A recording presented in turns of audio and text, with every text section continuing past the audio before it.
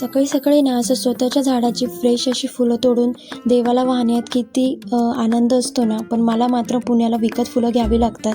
असो, त्यानंतर नाही ना मम्मीने छान अशी आज मेथीची भाजी बनवली होती, मटकीची उसळ बनवली होती, जेवण केलं. दुपारी मावशी आली होती, त्यामुळे म्हटलं चला थोडासा फेरफटका मारून येऊ. वातावरण पण आज जरा बरं होतं, म्हणून थोडीशी छोटीशी काहीतरी शॉपिंग करू म्हटलं. आणि पुण्याला किती मोठं मार्केट असलं ना, पण माहेरी मावशी आणि मम्मीसोबत शॉपिंग करण्याचा जो आनंद असतो ना, तो वेगळाच असतो. इथे काही ज्वेलरी पण होती, पण मी फक्त बघितली. त्यानंतर ना पप्पाने वडापाव आणला होता, वडापाव एन्जॉय केला. आणि इथे माझ्या भावाने मस्त सरप्राईज दिलं, तो अचानक आला होता. इथे छान आमच्या गप्पा चालू होत्या. त्यानंतर ना मी बॅग पॅक करायला घेतली, कारण की आम्हाला जायचं होतं पुण्याला. मग आदल्या दिवशी सगळं पॅकिंग वगैरे केलेलं असलं ना, की दुसऱ्या दिवशी आपली धावपळ होत नाही. माझी बॅग पॅक केली, त्यानंतर ना श्रीजाची बॅग पॅक करायला घेतली. यावेळेस मी श्रीजाची ना बॅग अशी सेपरेटच ठेवली होती, कारण की तिचे भरपूरशा गोष्टी असतात.